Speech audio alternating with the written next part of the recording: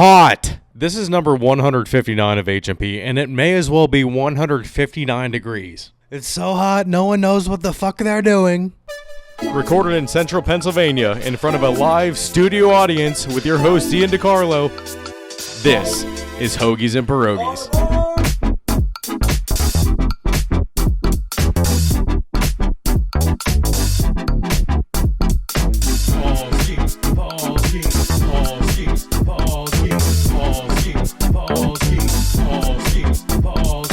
But yeah, we're going to get through this one a little bit faster. My brain is scrambled from the heat. And we're not, outside in the sun 100% of the time. But it is still pretty damn hot. I'm going to get through this as fast as I can. All right, NBA Finals. We have to go over it. 100%. Last week I was about to put Game 6 in there because I thought that the Thunder were going to win. Well, Game 6 went to the Pacers in the most dominant game of the series. I mean, it looked like the Thunder were going to run away with this one being up 8-2 fast, but then they were down 12-15 in the blink of an eye.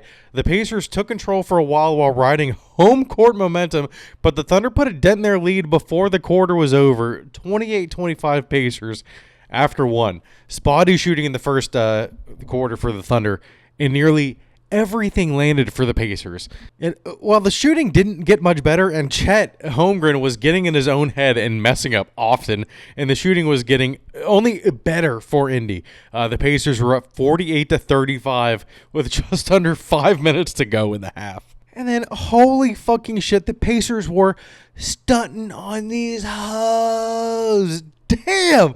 That interception from Hallie and then the no-look spin pass into the dunk from Siakam was disgusting. It was 64-42 at halftime, and the Pacers, I mean, at this point, I would have said might have rode this momentum into the sunset for the rest of the series. But they didn't. I mean, it was so bad that 4 minutes into the third quarter, the Thunder didn't even have a point.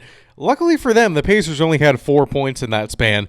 But then, my God, the Pacers hit a buzzer beater to end the third quarter, up by 30, 90-60 after three. The Pacers dominated in their best game yet of the finals, winning 108-91. That final score really does not reflect just how dominant the Pacers were in this game. Jalen Williams went from having 40 points in Game 5 to having a negative 40-point differential in Game 6, which has never been done before in the finals, and was the only negative 40-point game this season.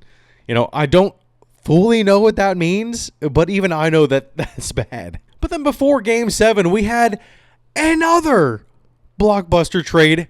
The Suns are trading Kevin Durant to the Rockets for Jalen Green, Dylan Brooks, the number 10 pick in this year's draft, and 5 second-round picks. That's absurd. And he actually found out live on stage at Fanatics Fanfest. Everyone was at Fanatics Fanfest this week. You're headed to Houston.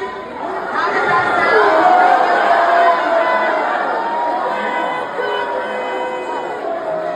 We're going to see, man. We're going to see what happens. We're going to see. We'll see what happens, but I am excited. Great young core, great coach. I think maybe would be a great fit there. A lot going on right now. All right. Let's just get into Game 7. Fairly even in the first quarter, but Halliburton's Achilles snapped. In trouble. Rip Hallie. I mean, honestly, if that would have happened to any other team, they would have given up right away. But the Pacers really don't seem like the team to give up, though. It was 18-16 when that happened. And it's actually very weird. All three players that tore their Achilles this postseason wore number 0. Damian Lillard, Jason Tatum, and now Tyrese Halliburton. All right, so first half, not that great for the Thunder, to be honest with you. In the first quarter, they're hanging around. But, man, Chet Holmgren has been terrible in the finals. I have not seen him make a single three on his attempts. It's been very bad. I think he really just gets in his own head. SGA's buzzer beater attempt at halftime reminded me a lot of Jalen Hurts' Hail Mary attempt in the first Super Bowl against the Chiefs. To me, that didn't bode well. But the Thunder, for the third game in a row, can't get much to land. And the Pacers are without Hallie, so it's just tough. This is a dogfight. 48-47 Pacers at halftime. 10 lead changes and 9 ties in the first half, with the largest deficit being the Thunder by 5. And even coming out of halftime, you would think that the Thunder would have readjusted their game plan a little bit since Hallie wasn't in there. But they were letting them just stick around. And until the last 3 minutes of the third quarter, it really was not going the Thunder's way, and I really thought that the Pacers were going to pull through without Hallie. But yeah, it was 81-68 after 3 quarters, and that's when the Thunder kind of just took control. In the fourth quarter, they put it into cruise control, winning 103-91, and the Thunder are your 2025 NBA Finals champions. Congrats to them. Holy shit. They had their parade on Monday, but I'm pretty sure it was hotter here in Pennsylvania than it was in Oklahoma City. It was 105. 105 on the thermometer this week on Monday. I could not believe it. Absurd. I think it's only in the 90s in OKC. But yeah, I didn't realize that SGA had one of the most dominant years ever. Highest in scoring, Finals MVP. MVP of the league, and won the championship, and there was something else too that was holy shit, SGA really had a dominant season. But then I found out the NBA draft is tonight, Wednesday night. Bro, the finals just ended. Calm down. This is when the lottery should be held. They need to take a fucking breather. Could you imagine what it would be like if the draft was right after the Super Bowl in the NFL? From February to September, no big events. That would be so fucking shitty. Okay. Congrats to the Thunder. Like I said, we're moving through this. My brain is fried. Like I said, just cooked like an egg on the sidewalk. Let's move on to the MLB and the Pirates. So for the Tiger series, this happened late in the game on Wednesday, so we couldn't add it in time. But the Pirates wasted another skiing start after not putting him up against Scooble, which was the entire point to win the second game without a doubt behind Skeens. And it had Dennis Santana swinging at a fan from the bullpen. Look at this shit.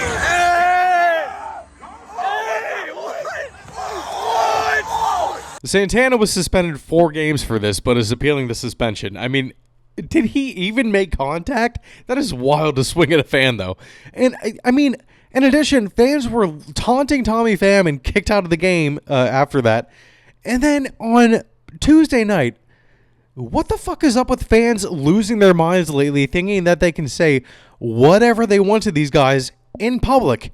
First off, you are in public. You are not on your couch watching TV. You cannot just say whatever the fuck you want to these guys.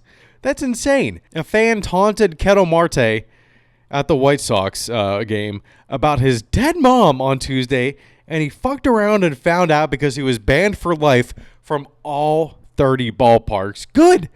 These fans cannot get away with saying what they're saying to these guys. I would never show up to a game and say what I say on this podcast to people in real life. I think I just made it sound like I actually say bad stuff about these players when I'm at home. I don't. The podcast is as bad as it gets. I'm not sitting there wishing them death that they're I'm happy your mom's dead. No. I do not do that. Please do not let me in with that. All right. So then next up was the Rangers series, and more horrible offense in this series, except for the last game where they just randomly score 8 runs. But the big story from this series is Cruz making that error and then not sprinting to get the ball, which even had Pitching Ninja posting about his effort. But what was he supposed to do? Sprint for no reason and pull a hammy when the right fielder clearly would have gone there first, even if Cruz were Usain Bolt? No. I do think it looks bad, but there was no chance of him getting to the ball first. Cruz, I'm going to defend you on this one, but not this next one. So, yes, next up was the Brewers series that started on Monday, and luckily they were in a dome and not out in the open. I don't understand how guys were playing in this heat. The van, like I said, read at 105 degrees after driving around for 40 minutes on Monday. And they clearly enjoyed it because Nick Gonzalez went 5 for 5, and Tommy Pham hit his first home run after getting new contacts. Is Tommy Pham going to have a resurgent season like Rowdy Tellez did last year, where I'm just bitching about him for 2 months straight and then like saying, get rid of him, when he's actually hitting like 350? And then IKF hit a game-winning RBI triple to beat the Brewers 5-4 on Monday. That was a good game for him. Tuesday kind of devolved back into a shit day for the Pirates. Cruz, you needed to be benched after this one, and he was taken out of the game, but he was not benched for the subsequent game. He's just not trying. He didn't run out a double play, and his excuse for it was thinking that there were 2 outs instead of just 1. And that's complete garbage. You run that out even with 2 outs. He really just is not giving a shit. I can't defend you on this one, Cruz. You checked out completely. And then on Wednesday, we had another Skeen start to try to bring us out of a funk, but that did not happen. Jacob Mizorowski straight up outdueled Skeens on Wednesday after Skeens gave up 4 runs in the second inning and only went 4 innings on 78 pitches. Greg Brown said before that implosion that it would likely be a short start for him anyway. But when he's going up against another like up-and-coming ace, he needs to be as sharp as possible. Pirates lost 4-2 and are sitting at 32-50. Only the White Sox with 55 losses and the Rockies with 61 losses have more. And I think this is the point where things just really, like, I may not want to be paying attention from now on.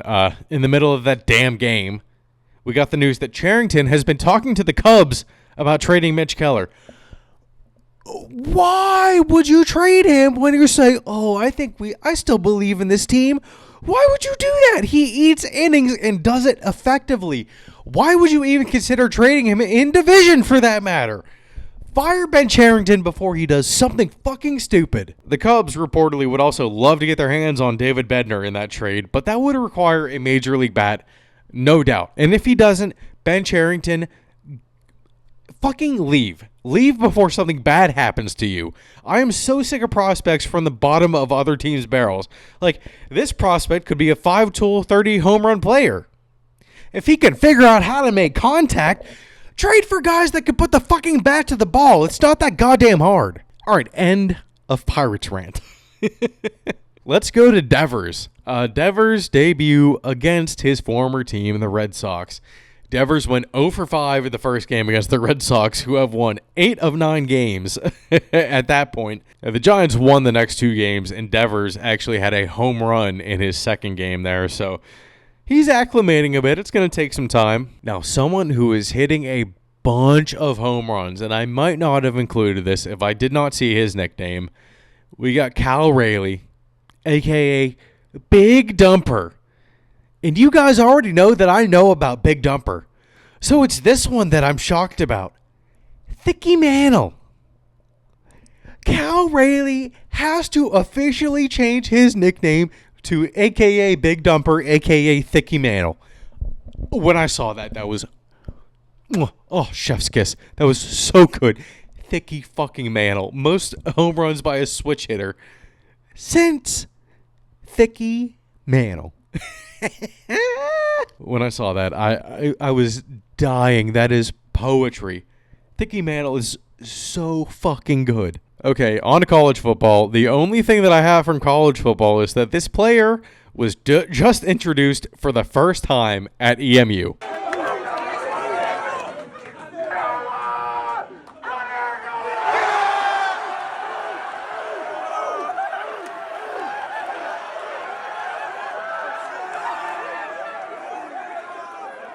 Have I said his name on the podcast before? I don't think it's that bad because it's his name, but I might not want to say it just because I don't want to get my channel deleted.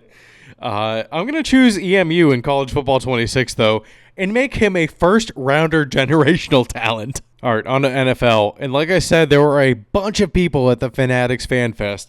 One of them was Tom Brady, and they actually had like a whole set of mini games of Tom Brady versus Eli Manning. I loved the WWE intro from Brady, and then Eli came out of nowhere and jumped on his back. Honestly, I might have to make my way out there next year just because they're giving away some crazy shit at this one. The person who won the best costume got a trip to... Okay, so yeah, it is the Super Bowl, the World Cup final in LA, And then WrestleMania 42. What an insane package. His costume, though, was pretty great. It was the Saquon backwards hurdle, and he had like a dummy backwards hurdling over him. Next bit of NFL news, and this is always just the path to retirement. Oh shit, Anthony Richardson is rapping and compared himself to Drew Brees in the rap. Got love in my city. When they see me, they want a photo. As a youngin', I ain't never eat no peas. On the field, I'm a saint. I be throwing like Drew Brees. Ain't worried about no trouble. I ain't gotta worry about no pleading. For the gang, I'm 10 toes down. I'm standing on my feet. And I swear to God, this could not have been written better. Today, we found out from Dove Kleiman that he has reportedly been overtaken by Daniel Jones for the QB1 spot. Oh, it's too good. It is too good. When you start rapping, your career's over. Just the order that news came out in, it was comedy gold. And I don't know if I knew this. I don't think that I did, but I might. RJ might have mentioned it before now that I think about it. Arthur Smith is a Nepo baby. It all makes sense now. His dad was the fucking founder of FedEx. Which his dad just passed away on Sunday, which is how I found out. But it makes 100% sense now. Do you think Arthur Smith's going to have a job after next year if the Steelers do bad? No, they are going to clean house, Mike Tomlin included. And Rodgers also said that this is his last year, so I don't think you would want to go out like, just as a dumpster fire. But I really think doing the full reset, just start over, new offensive coordinator, new head coach, new defensive coordinator at that point, a new GM, a new starting quarterback is going to be Drew Howard, Cade Klubnik, Lenora Sellers, or who else is in there? Arch Manning. I mean, the Steelers. Holy shit. Things might just be falling apart at the seams next year. All right. Last bit of news here, last bit of extracurricular news, the bits and pieces, literally anything else. Shane Gillis is hosting this year's ESPYs. It should be good, and I will definitely watch it now that they have an actual comedian hosting the event. Oh, it only made sense. This is like Ricky Gervais going to be doing the Oscars or the Golden Globes. Shane Gillis is going to rip into these guys, hopefully. And if he doesn't, we're going to get a lot of good stories afterwards of what he was, approved to say and not approved to say. Oh, shit. While I was scrolling Twitter for this, we got our first home run derby participant, and it's going to be Ronald Acuna Jr. Obviously, it was going to be an Atlanta player for the first one. Motherfuckers on Reddit trying to justify Triolo's 169 batting average. He has 3 home runs. I don't care. If he had 20 home runs, I wouldn't give a shit about his batting average, but he can't hit bullshit. All right, that's it. That's it for this episode. Make sure to leave a like and comment on each video and subscribe to our YouTube channel. Hoagies N Pierogis is available on Spotify, Apple, or wherever you listen to your podcast. Follow us on TikTok and Instagram for clips throughout the week. Thank you very much, and we will leave you with this. Stay cool out there, everybody. Munch, munch, munch, munch, munch, munch, munch, munch. Recorded in central Pennsylvania in front of a live studio audience with your host, Ian DiCarlo. This is Hoagies N Pierogis.